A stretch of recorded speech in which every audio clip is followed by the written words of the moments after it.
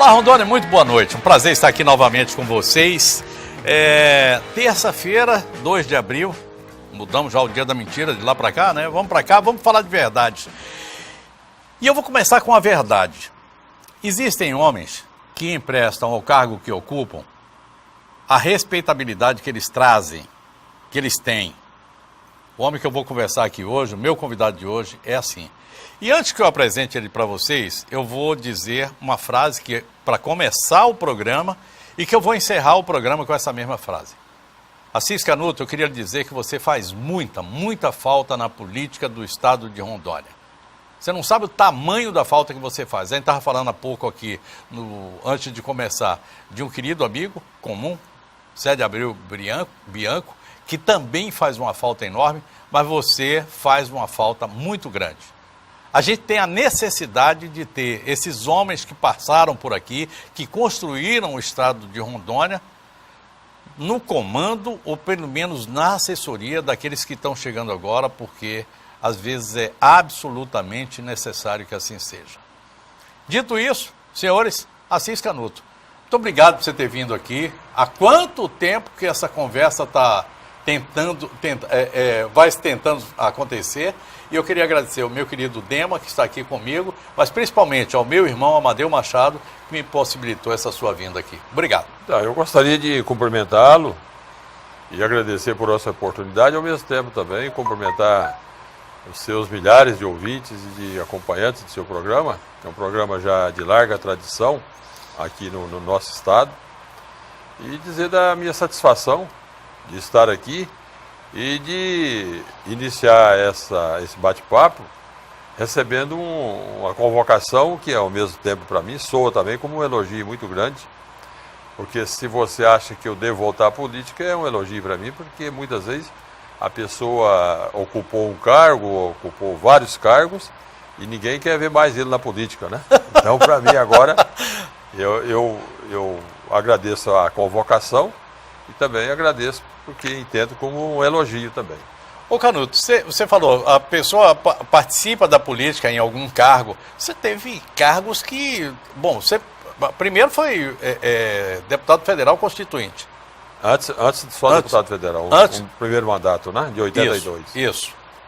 Em 86 eu fui reeleito deputado federal e constituinte. Isso. E depois, em 90, junto com Oswaldo Piana, assumimos o governo aqui do estado. Eu depois, ultimamente, fui vice-prefeito com o Bianco lá em Paraná. O último cargo eletivo meu. Mas você tem um cargo que é muito anterior a tudo isso, que é você, quando o hino de Rondônia toca, que os meninos ouvem dizer assim, Destemido Pioneiro, está aqui. Esse aqui é Destemido Pioneiro, 49 anos de Rondônia, e foi ele que fez as divisões daquilo que a gente chama de glebas do estado de Rondônia como superintendente do INCRA. Na época era superintendente já? Não, na época eu iniciei como executor, né? E dentro da nossa burocracia, executor era o início dos trabalhos do INCRA. E depois eu fui coordenador, fui diretor, fui assessor do presidente, fui assessor do ministro da Agricultura.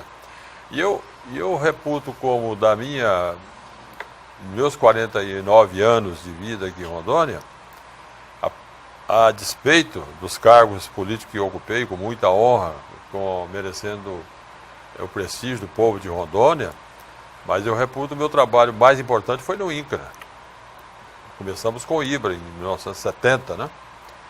Porque realmente esse trabalho que deu toda a base para a estruturação do estado de Rondônia foi o trabalho que nós fizemos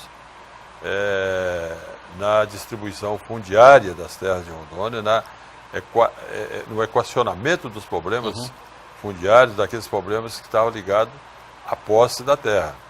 Eu gosto de dizer que, quando eu cheguei aqui em 1970, a BR-364 era apenas um risco na imensa floresta que cobria a Rondônia inteira. Um risco e uma ideia, né? Era um risco, como se pegar uma folha de papel e fazer um risco com um lápis. Era a BR, o que representava a BR no meio dessa floresta toda. 1970? 1970. Estava com 28, 29 anos? 29 anos, por aí. Então, a minha juventude, e eu vim para Rondônia para ficar 60 dias, e já estou há 49 anos. Então, realmente, é meu estado hoje de adoção, porque boa parte, a maior parte da minha vida eu vivi aqui em Rondônia, né? Empreguei minha juventude nos problemas de equacionamento do tempo do território ainda, né? Aquelas dificuldades todas que todo mundo enfrentou, mas eu gosto de dizer que a despeito de todas as dificuldades que nós enfrentamos aqui, nós construímos em pouco tempo, e quando eu falo nós, é nós, todo mundo. É todo mundo, uns mais, outros menos, uns mais importantes, outros menos. Importantes são todos. Cada um com sua... Cada um com a sua atribuição. Nós construímos um Estado, em pouco tempo, um Estado invejável, como eu tenho. Toda vez que eu tenho a oportunidade de me referir ao Estado de Rondônia, fora do Estado de Rondônia, em São Paulo, Paraná, em Goiás, eu digo que nós vivemos num Estado invejável, num Estado extraordinário e num Estado que hoje desfrutam dos melhores qualidades de vida do Brasil. É verdade. Do Brasil. Então, e que um Estado, um território, Estado, que deu oportunidade a milhares e milhares e milhares de pessoas e continua dando essas oportunidades. Como é que você veio parar aqui, o Canuto? Você já era recém-formado? Como é que foi? Eu terminei meu curso de agronomia em Piracicaba em 67. Você é de Piracicaba? Não, eu sou goiano, mas estudei em Piracicaba, foi formado na Exalc, na USP. Isso. E trabalhei no Rio de Janeiro em 68, no IBRA. Isso, que é o antecessor do INCRA. Isso. Em 69 eu passei a maior parte do tempo em Israel, estudando. Aí voltei para o Rio de Janeiro, que era a minha base, e recebi esse convite para vir para Rondônia no comecinho de 70, em fevereiro, participar de uma equipe multidisciplinar, onde tinha vários especialistas, para que nós fizéssemos um relatório em Rondônia e Acre, propondo a criação de um projeto de colonização piloto, uma coisa assim, uma coisa para experiência. Então nós visitamos toda a BR-364 aqui em Rondônia, depois fomos para o Acre, que não tinha ainda BR, fomos de avião, um DC-3 da VASP, com escala em Guajará-Mirim, que era essa rota, e fizemos o estudo do Acre e fizemos o estudo de Rondônia. E optamos por começar por Rondônia, aonde hoje está exatamente o município de Ouro Preto do Oeste. Em razão de? Em razão de qualidade da terra, localização, que estava próxima à vila de Rondônia, que era uma vila mais ou menos, já tinha uma estruturazinha de suporte, que hoje é a cidade de Paraná, e em razão também de facilitar o fluxo, porque se nós íamos criar um projeto de colonização aqui em Rondônia, há de se pensar que era para absorver famílias que viessem fora. Porque quando a gente faz colonização, você faz colonização trazendo gente nova para dentro de uma área nova. Isso.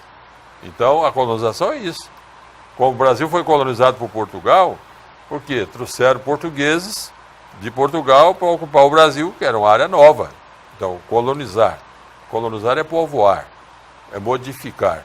Então, ali seria fácil das pessoas chegarem via BR-364, apesar da distância.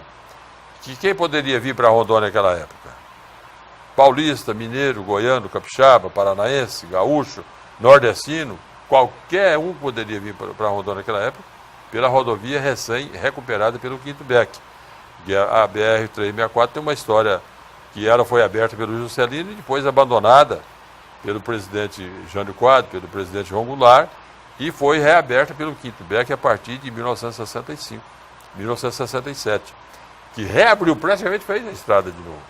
Tanto é que quando nós começamos o nosso trabalho aqui em Rondônia, só transitava na BR-364 carro do INCRA e carro do Quinto Beck e da Sucan. Não tinha mais ninguém. Não tinha carro particular, porque não tinha ligação quase nenhuma de Porto Velho com Vila Rondônia, com Vila de Pimenta Bueno. Ligava nada para lugar nenhum, nada. Né? Mas esses carros oficiais, o trânsito era mais disso aí. Então, aí nós, voltando lá atrás na colonização, nós recebemos essa incumbência de fazer um relatório propondo um projeto piloto de colonização em Rondônia. Optamos por aquela região onde hoje está o município de Ouro Preto do Oeste. Chamamos o projeto de Ouro Preto, em razão daquela serra que tem ali, que chama Serra de Ouro Preto. E a Serra de Ouro Preto chama Serra de Ouro Preto em razão de um seringal que existia ali, que chamava Seringal Ouro Preto. Então, é isso aí. E começamos nosso trabalho ali para colocar as famílias, algumas que perambulavam por Vila Rondônia, agricultores que vieram por conta e risco e não tinha terra, e um sistema de intercâmbio de cartas, de informação de jornal e de rádio, que o governo federal estava distribuindo terra em Rondônia. Isso aí decretou uma corrente migratória inicialmente tímida e depois enriquecida com migrantes do Brasil todo, principalmente do Centro-Sul. Então, para Rondônia, em busca dessas terras. Tanto é que nosso projeto previa o assentamento de 500 famílias, 500 famílias em 3 anos. E já no primeiro ano, no fim do primeiro ano, nós estávamos com 1.130 famílias assentadas. Tamanho foi a demanda. Eu vou lhe pedir um minutinho, a gente vai parar aqui. Eu queria lembrar 2 coisas aqui para vocês. Primeiro, nos anos 60, 70, início dos anos 70, final dos anos 60, 65, 67, 68, uma campanha nacional, Integrar para não entregar, foi deflagrada pelo governo militar. Quem é que estava à frente desta campanha? Quem imaginou isso aqui? O general Golbery Couto Silva, para mim, um dos grandes homens que pensou a geopolítica na América Latina e no Brasil em particular. E havia também um outro programa chamado Projeto Radan, e eu tive a oportunidade de conhecer meninos lá em Salvador que trabalhavam no Projeto Radan, que vinham para cá, para a Amazônia, para estudar. Minoro, César, enfim, tantos outros. A gente vai falar... Então, só para complementar e reforçar o Projeto Radan, nós trabalhamos, todo o nosso trabalho de prospecção fundiária foi em cima do Projeto Radan. Olha que coisa. Das fotografias do Projeto Radan. As cartas, as cartas, né? Exatamente. As cartas do Projeto Radan. Todo o planejamento fundiário de Rondônia em cima daquelas cartas do Projeto Radan. É preciso conhecer a história do Brasil para a gente poder falar a respeito de alguma coisa. Nós estávamos nessa semana aqui naquela discussão. Ditadura, sim ou não? Como é que foi? O governo militar foi isso ou foi aquilo? Tudo tem 2 lados. Tem uma parte que é completamente boa, tem a outra parte que não é boa. Exatamente. E quando a gente junta as coisas, a gente tem uma média. Na média... É boa. É boa. Intervalo, eu volto já. Na hora de comprar produtos da área da saúde, você já tem endereço certo. Eu estou falando da Socibra, onde você encontra o Shopping da Saúde. Aqui você encontra as melhores marcas com os melhores preços do mercado. Olha só, kits acadêmicos de R$ 138,98 por apenas R$ 120. Sapatos profissionais da área da saúde, Softwork, por apenas R$ 69,99. O Shopping da Saúde também tem uma linha completa de produtos para diabéticos, como agulhas para canetas de insulina por apenas R$ 85 e medidor de glicose da marca Oncal por R$ 45. Também tem tiras da marca Oncal por R$ 63. E por último, tem seringa de insulina, pacote com 10 por apenas R$ 7. Isso e muito mais você encontra aqui na Socibra, no Shopping da Saúde, que também tem pagamento facilitado. É isso mesmo, venha conferir. A Socibra está localizada aqui na rua Rafael Vaz e Silva, esquina com Tabajara, número 3091. Telefone para mais informações é o 3211-7700. Na hora de comprar produtos da área da saúde, não tem erro. Vem para a Socibra. Educação à distância não é novidade. Estudar no seu tempo, em qualquer lugar, é real. O que vai transformar e te fazer crescer é a qualidade. Descubra a nova graduação EAD FAG. Surpreenda-se com a plataforma e metodologia do Centro Universitário FAG. Escolha seu curso, diploma igual ao presencial. Acesse ead.fag.edu.br. Inscreva-se. EAD Centro Universitário FAG. Graduação superior para realizadores. Você faria um plano funerário? Se eu faria? Sim, eu quero proteção. Sim, inclusive eu tenho. Ângelos Prevê. Eu tenho Ângelos.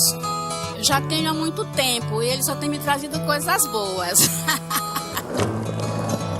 Farei. Claro, isso é tranquilidade, né? Faça como eles. Tenha você também Ângelos Prevê. A tranquilidade que cabe em seu bolso.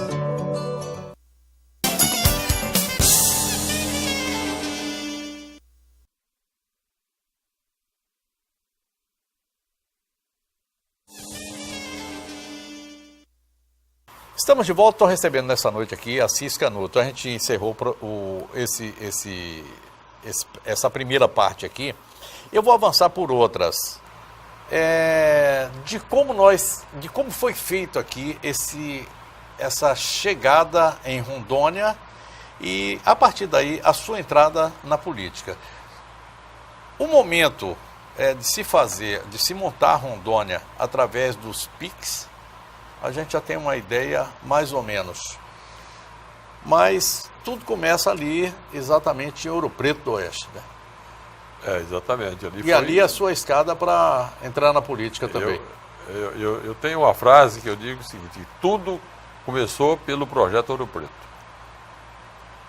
Porque ali foi uma experiência, um piloto de uma colonização que não existia antes. Porque naquela época o governo militar ele pretendia colonizar a Transamazônica e a BR-364. Uhum. Então, para e passo ao nosso projeto de Rondônia, de Ouro Preto, que começou em Ouro Preto, começou também a Transamazônica entre Altamira e Itaituba. Isso. Tá? Mas vamos falar de Ouro Preto. Então, Ouro Preto tem a importância porque foi uma experiência que nós fizemos. Uma experiência que nós fizemos de propiciar a vinda, eu não vou usar a palavra trazer, porque nós não trouxemos ninguém, propiciar a vinda de agricultores de diversos pontos do Brasil, que quisessem, evidentemente, participar daquela que eu chamo hoje, vencido esse tempo, de epopeia, que foi uma verdadeira epopeia. Então nós preparamos a parte de demarcação das parcelas, a infraestrutura, para receber essas famílias, e nós tínhamos um objetivo de assentar 500 famílias em 3 anos. E eu confesso, como executor do projeto, que eu mesmo não acreditava que poderia ter esse sucesso. E nós assentarmos 500 famílias ali em Ouro Preto em 3 anos. E, para surpresa nossa, com um ano de implantação do projeto, nós tínhamos assentado 1.130 famílias. O que forçou a ampliação do próprio Ouro Preto e a criação de outros projetos. Foi assim que nós tivemos que depois criar aqui o projeto Sidney Girão, que deu origem ali à cidade Nova Mamoré. Depois criamos o projeto Paulo de Assis Ribeiro, que deu origem à cidade de Colorado, Cerejeira, Cabixi. Depois criamos o projeto Gi Paraná, com GY, onde hoje está situada a cidade de Cacoal, Rolim de Moura, Santa Luzia e Alta Floresta. E o projeto Marechal Dutra e Burareiro, onde está hoje a região da Grande Ariquemes. Então tudo isso foi decorrente. Burareiro já é dessa época. Já da minha época. E aí está tudo em razão do sucesso que teve Ouro Preto. Mesma coisa, Canuto, o fato de você ter estado algum tempo lá em Israel, vendo aquele estilo de colonização, os assentamentos dali de Israel, isso ajudou? Você trouxe alguma coisa lá para... Ideias assim, mas que, por exemplo, a observação dos assentados, dos kibbutz de Israel, isso, que foi a parte, vamos dizer, nós ocupamos a BR-364 e a Transamazônica para desenvolver uma estratégia de ocupação de terras vazias. E Israel implantou os kibbutz para ocupar as terras vazias que do Estado recém-criado, em 1948, e para aqueles kibbutz tinham uma natureza estratégica de servir de bastião avançado da segurança interna de Israel. Perfeito. Contra a agressão dos vizinhos, dos árabes. Isso. Então, para e passo isso. Agora, o sistema de assentamento lá é um sistema mais socialista do que o que nós realizamos aqui. O nosso foi mais democrático, porque, embora o de Israel não tenha nenhum com relação com ditadura, mas lá a terra é um bem social de interesse do Estado em razão da segurança do Estado. Porque ele está rodeado de supostos inimigos, e inimigos reais, em determinadas ocasiões, né? E aqui nós fizemos para ocupar estrategicamente o vazio da Amazônia, tanto é que daí você acabou de citar, que foi gerada aquela política de integrar para não entregar. Isso. Integrar a Amazônia ao Brasil, porque a Amazônia era isolada do Brasil. Poucos brasileiros pouquíssimos brasileiros conheciam a Amazônia, pouquíssimos brasileiros conheciam a Amazônia. Isso aqui, 2/3 do território nacional, aqui, vamos dizer, como uma reserva de mercado, uma reserva de domínio, que poderia suscitar o interesse. Como suscita ainda, né? Como suscita ainda, de forças estranhas e forças que contrariassem o interesse nacional. Daí porque o governo da Revolução resolveu criar esse programa de ocupação das BRs. Só tinha duas naquela época, a Transamazônica em processo de implantação e a BR-364 em processo de reabertura pelo Quinto Beck. Não justifica você abrir uma estrada de mais de 1.000 quilômetros de Cuiabá aqui e não ocupar as suas margens. Isso é porque para fazer o quê? Porque se você não ocupa... Nem a Transiberiana, né? Exatamente. Não faz sentido. Não tem, a Transiberiana eles usam hoje para ligar aquela parte oriental da Rússia, lá atrás da China, que hoje é uma estrada de alto interesse para o governo russo. Com certeza. Como hoje a BR-364 estava ontem vindo para cá, para Porto Velho, e observando e relembrando que quando, em 70, de vez em quando, você cruzava com o carro do Inca, com o carro do Quinto Beck, com o carro da Sucan e só. E era isso que andava na BR naquela época. E o areião, né? E de repente, você andar numa BR-364 com um fluxo de veículo extraordinário, de caminhões, de carro, de ônibus, de qualquer coisa, trazendo produto e levando produto. Então, o que justifica você implantar uma BR, uma rodovia, no inferno verde, como eles falavam isso aqui, era ocupar. Se não vai ocupar, ela vai acabar de novo. Como quando o Juscelino abriu, não teve tempo de ocupar, e o governo do Jânio Quadros e do João Goulart abandonaram. E foi preciso que o presidente Castelo Branco determinasse ao Exército que reabrisse a estrada com a vinda do Quinto Beck. Quem conhece a história do Quinto Beck sabe que ele começou a reabrir a estrada lá antes de Rondonópolis, para vir reabrindo até aqui. E depois abrir para o Acre, né? Canuto, quando você passa aqui na BR, você disse, eu estava aqui relembrando, quando você passa aqui na BR, você tinha ideia naquela época, aos 28, 30, 35 anos, que Rondônia chegaria a esse ponto que chegou? Você já tinha visão daquilo que seria o Estado? Isso te ajudou a desenvolver alguma ação e trabalhar na Constituinte pró-Amazônia? A minha atuação na Constituinte, embora a grande imprensa não tenha divulgado, ela foi uma atuação em duas áreas, na área de desenvolvimento econômico e na área de desenvolvimento social. Eu, por exemplo, eu votei contra o capítulo da Constituinte, das minorias, porque tanto na ordem econômica e social, nós estávamos votando artigo por artigo. Quando chegou das minorias e do meio ambiente, bloco, resolveram votar num bloco só. E tinha coisa ali dentro que eu não concordava. Tinha coisa boa e tinha coisa que eu não concordava. Eu votei, penso que foi o único constituinte de Rondônia que votou contra aquele pacote, foi eu. Inclusive eu cobrei de alguns colegas de Rondônia na Constituinte, mas vocês vão votar esse pacote fechado? Não, vamos, porque vai para essa mesma, mas... Então, vamos sepultar a usina de Machadinho, porque está escrito lá dentro que a partir da promulgação da Constituição, para fazer um empreendimento público, quer seja rodovia, quer seja usina hidrelétrica, que afetar, não precisa nem ser dentro, mas que afetar a área indígena, precisará da autorização do Congresso Nacional, está escrito lá. E o Congresso Nacional jamais vai, em tempo hábil, ou em qualquer tempo até, aprovar uma construção de uma usina hidrelétrica, como aquela de Machadinho, que já estava com o canteiro de obra instalado no Rio de Paraná.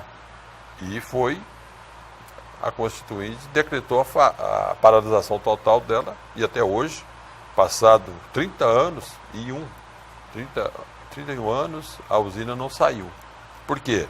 Porque o seu lago, a inundação, a formação do lago de Ji-Paraná, iria afetar duas nações indígenas, que eles chamam de nações, eu prefiro chamar de tribo, a dos araras e gaviões. Então, precisa da autorização do Congresso. O pedido está lá até hoje, e não autoriza. Comparou a usina de de Comodoro, uma usina que o grupo da aviação Colibri estava construindo, onde hoje, Comodoro não existia naquela época, mas onde hoje está a cidade de Comodoro, ali também parou uma usina, porque Isso. o reservatório ia afetar as áreas dos índios em Ambiquara. Esses índios de Ambiquara estão entre Vilhena e Comodoro. Parou. Então toda obra que afetasse reserva indígena, sob qualquer título, foram paralisadas em razão da Constituição. Constituição que merecia uma revisão ou Constituição boa é Constituição antiga e deixa como é que está? Constituição, a nossa Constituição, ela foge um pouco dos caracteres de uma Constituição. Porque a nossa Constituição, ela é um bom percentual dela são leis ordinárias. Então isso foi muito discutido à época, que nós podíamos fazer dois tipos de Constituição. Uma Constituição resumida e com artigos que determinasse a orientação da política nacional, da política de governo, da relação entre os poderes, e deixar esses assuntos de índio, de ambiente, meio ambiente, de minério, para a legislação ordinária. Porque são assuntos que têm uma mutação muito grande, têm uma dinâmica muito grande. Por isso que nossa Constituição hoje está cheia de remendo. Surge um problema, resolve com a PEC, que foi travado pela Constituição, tem que fazer uma emenda para destravar. Se nós tivéssemos deixado isso, como era uma tendência lá dentro, para a legislação ordinária, nós não teríamos nada de estar fazendo mudança da Constituição. Que é uma mudança da Constituição, ela exige foro qualificado, né? Quórum qualificado, e muitas vezes você não consegue fazer. Isso me leva a uma constatação. Algumas coisas foram criadas a partir da Constituição e por uma necessidade, inclusive, disso, que são os conselhos.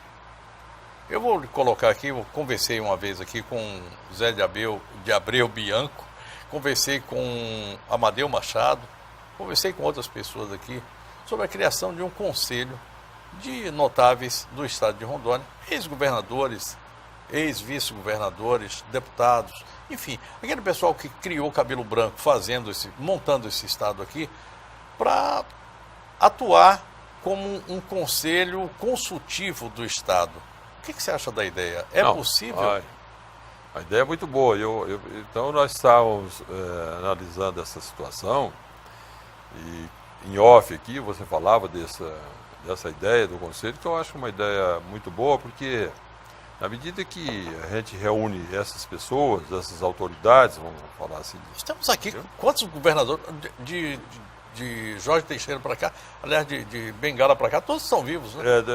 Todos são vivos. Por que não? Todos são vivos e cada um tem a experiência acumulada e muito importante, que eu acho que aí, mesmo que não tenha, que esse conselho, se criado, não tenha qualificação deliberativa, ele poderá ser um conselho de consultivo, de orientação para os novos administradores, tanto nas áreas municipais como nas áreas, como na área estadual. E eu digo uma coisa, que Rondônia cresceu muito, desenvolveu muito, mas não existe, a não ser o Planaflor, que procurou dar uma diretriz de crescimento para Rondônia, de dar um marco, um objetivo de crescimento de Rondônia, tanto na área rural como na formação das áreas urbanas, mas é um projeto que, no tempo do nosso governo com Piana e depois até com o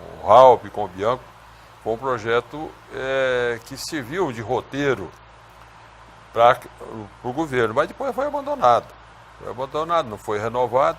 Então, Rondônia, não só o estado, mas como todos os municípios, principalmente a capital, carecem de um plano diretor, de uma direção, de uma diretriz para desenvolver. Porque, como você me perguntou, se com 5, 6 anos de Rondônia eu achava que Rondônia ia alcançar essa projeção que alcançou, se nós tivéssemos essa consciência, se nós tivéssemos capacidade técnica naquela época, de repente, muitos dos males de Rondônia que existem, poderiam ter sido evitados. Mas ainda está a tempo.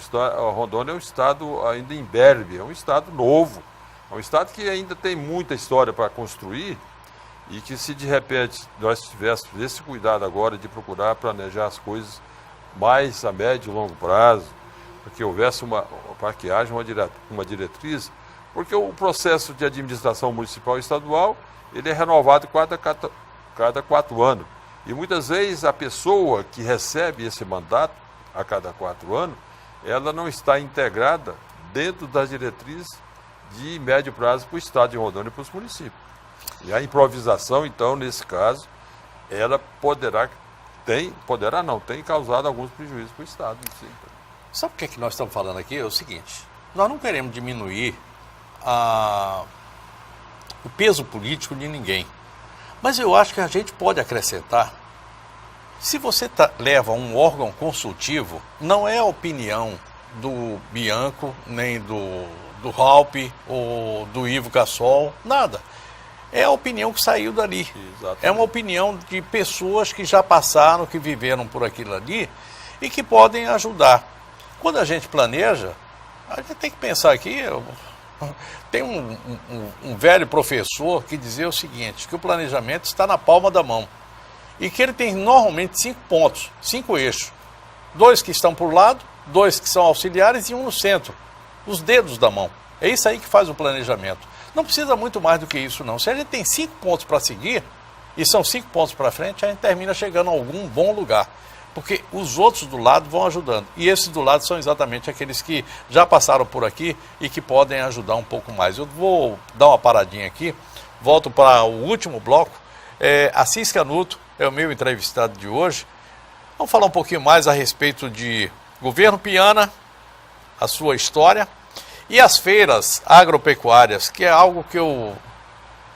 Você teve uma atividade muito carinho. Foi, muito carinho. Participei da fundação de várias delas. No nosso parque de exposição aqui. E também. Parque William Cury. E uma pessoa que ficou devendo pra gente. O William Cury não escreveu o seu livro. E ficou faltando, né, Canuto? É verdade. Vamos lá. Olha só, passou o feriado prolongado, recebeu visitas em casa e está precisando fazer aquela faxina? Então tem uma dica certa para te dar.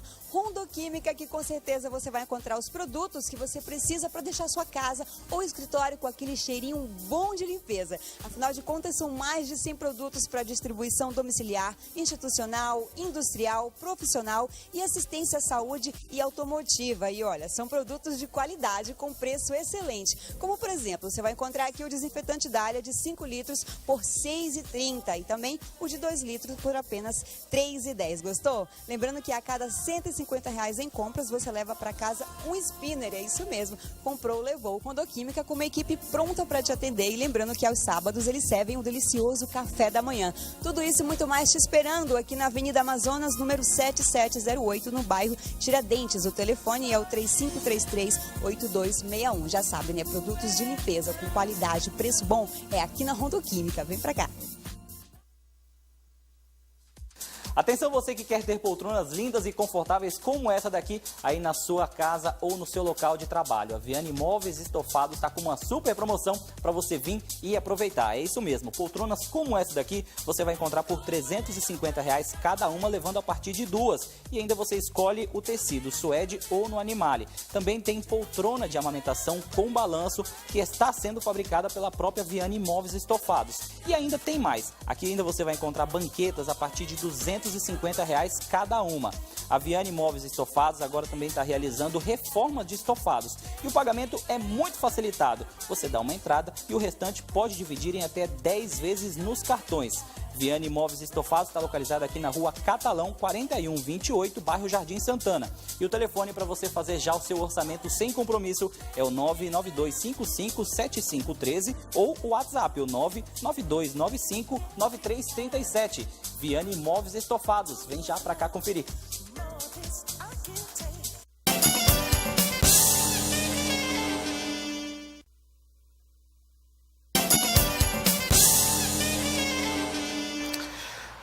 Estamos chegando no último bloco.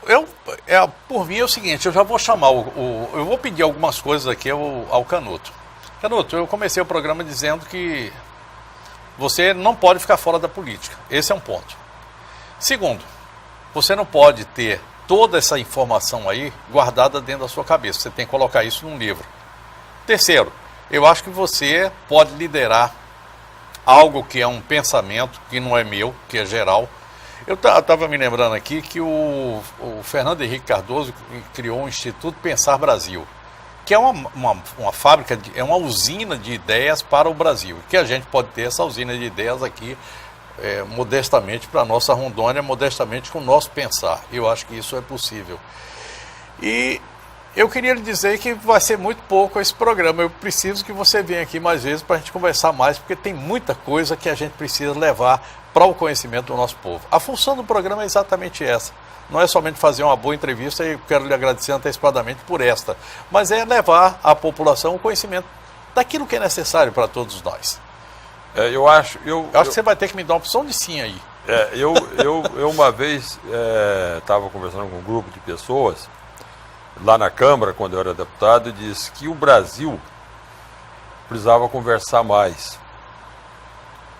E agora eu vou dizer, a Rondônia precisa conversar mais, porque é o que eu disse agora há pouco. Nós construímos um Estado invejável, um Estado extraordinário. Com acertos e com erros, nós conseguimos chegar onde nós chegamos. Mas nós temos que ter uma prospecção para o Estado de Rondônia para o futuro. E isso aí nós não podemos continuar sempre no empirismo, na improvisação, porque a administração pública ela tem dois viés. Ela tem aqueles acontecimentos que são normais e previstos, e então aqueles que são imprevistos. E muitas vezes o que prejudica, o que atrapalha a administração pública é não ter sensibilidade em primeiro lugar e não estar preparado para os imprevistos. E a área nova, a área pioneira, ela é cheia de imprevisto.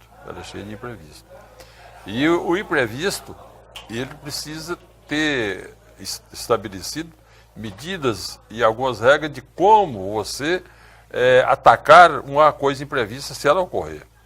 Então isso chama planejamento, chama prospecção, visão. Você tem que ter uma visão para frente. O que nós queremos para Rondônia?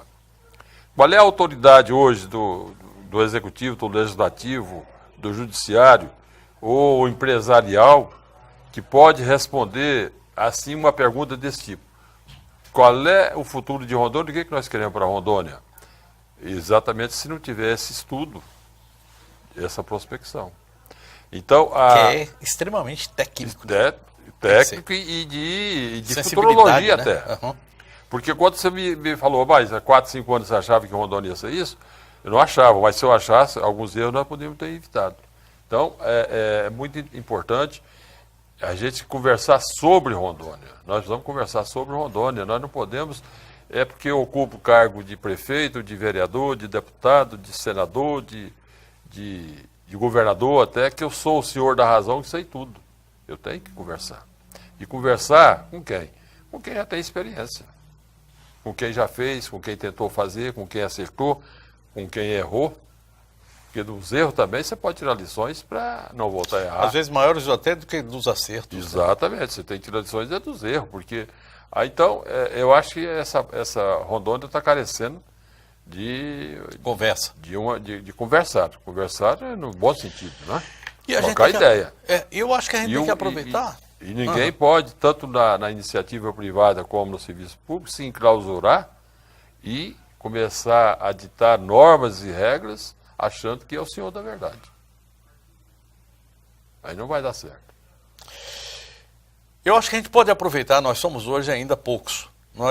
A nossa densidade demográfica, nós somos um estado com 1,5 milhão, 1.700.000 habitantes. A gente tem muito mais boi do que gente aqui. Quer dizer, cada boi tem aqui pelo menos cada pessoa tem 12 boi por pessoa. Pois é, eu não sei onde é que estão os meus. Alguém levou os meus. Tem alguém que está com 24. Mas é o seguinte, a gente pode, eu acho que a gente tem. Primeiro, nós somos novos.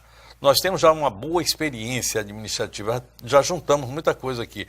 Nós temos um estilo... Um estilo e potencialidade. É verdade. Nós temos um estudo que foi feito aqui, um estudo que pagamos caro. O Plano Aflora nos deu o caminho. E é somente a gente seguir algumas coisas que estavam ali definidas. Nós temos uma organização fundiária que é relevante para o Muito. Estado e para o país. Nós Muito. somos diferentes do resto do país. Exatamente. Nem o Paraná chega perto de nós. Então, por que a gente não pode conversar? Por que a gente não pode pensar um pouco mais? Por que a gente tem que ter uma visão só? Não, é isso aqui que eu quero, é isso que eu vou fazer. Chega. Testosterona pode ser muito bom para outras coisas, mas para tocar um governo não pode, né, Canuto? Olha, Rondônia tem marcas importantes, principalmente em relação à sua tenra-idade como Estado. Um Estado ainda criança. Mas, por exemplo, na Amazônia, nós temos o único Estado que tem todas as reservas demarcadas. O Estado de Rondônia tem tantas indígenas como as florestais, as biológicas, os parques nacionais, as reservas de rendimento, todas demarcadas. Isso é um marco importantíssimo. É o estado da Amazônia que tem todos os municípios ligados por rodovia e praticamente todas asfaltadas. Diferente diferente do Acre, diferente do Amazonas, diferente do Pará. Não, a gente está perto do Paraná e de São Paulo nessa Exatamente. história, né? Então, e nós temos um estado, isso que eu digo, nós temos um estado aí engatinhando ainda, está começando a sua vida. E é muito difícil você escrever hoje, guardar um envelope para abrir daqui 20 anos e dizer o que é Rondônia daqui 20 anos. Porque nós, se soubéssemos disso há 49 anos, né, o que seria Rondônia hoje, isso a gente fica admirado. Em muitos lugares que você conversa sobre Rondônia, que você fala de Rondônia, as pessoas muitas vezes até duvidam daquilo que você está falando que era o passado e que é Rondônia hoje. Você vai falar de Rondônia em São Paulo, vai falar de Rondônia no Paraná, vai falar em Brasília, os caras falam, mas isso é muito... Você fala como era, problema de comunicação, problema de estrada, problema de população, problema de produção. Olha, quando nós começamos aqui em 70, o arroz não tinha, o leite era leite em pó vindo de Manaus, da Zona Franca, de Manaus. A carne eu trazia a carne aqui era em 90. enlatada. Eu trazia a carne em 90 daqui da Sadia. Pois é, mas a carne, quando nós chegamos aqui em 70, você comprava fiambrada, comprava carne enlatada. Arara, doce, né? Doce só, e copota só enlatado também. Não tinha feijão, não tinha nada. Então, tudo vinha de fora. Tá? Como depois eu fui morar no Acre uns tempos, tudo do Acre ia de fora também. Então, hoje nós somos um estado exportador, para você ver como é que é a história. Nós somos exportador de produtos agrícolas, de várias espécies de produtos agrícolas, de proteína animal, um grande exportador de proteína animal, de carne bovina de qualidade. Mas nós somos um estado dentro da Amazônia. Isso é um marco importantíssimo. E até por ironia da história, nós somos exportador de energia elétrica.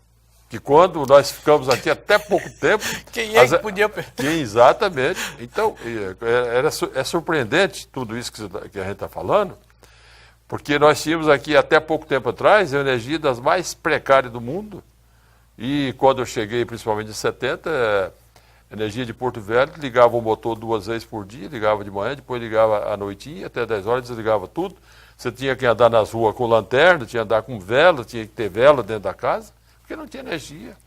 Então, ironicamente, hoje nós somos um grande exportador de energia. Então, você vê a potencialidade e as peculiaridades desse estado. Não é apaixonante? É apaixonante. É apaixonante. Bom, eu queria dizer da honra que foi recebê-lo aqui. Eu vou encerrar o programa repetindo a frase que eu comecei. Você não pode estar longe da política partidária. Não que se você não quiser disputar a eleição, não tem nenhum problema. Eu reservo meu voto para uma outra pessoa. Mas é necessário que você esteja também nesse comando. Não podemos prescindir daqueles que fizeram esse Estado durante esse tempo todo. Muitíssimo obrigado. Obrigado, eu que agradeço a oportunidade. E estarei à disposição para outras oportunidades. Opa, então está falado. Tem uma opção de S aí hoje que você já assinou para mim. Inclusive do livro. Doutor Oswaldo Piana, eu gostaria de conversar com o senhor aqui assim também. Eu queria falar que o Oswaldo Piana foi o homem do linhão e da estruturação de um Estado. Amanhã, às 8h30 da noite, a gente se encontra aqui para mais programa Léo Ladei. Eu desejo a todos boa noite, bom sono, bons sonhos. Fiquem com Deus. Tchau. Tchau, tchau. Foi bom, não foi? Foi. Eu prometo que a gente vai fazer algumas outras assim, tá? Tchau, tchau.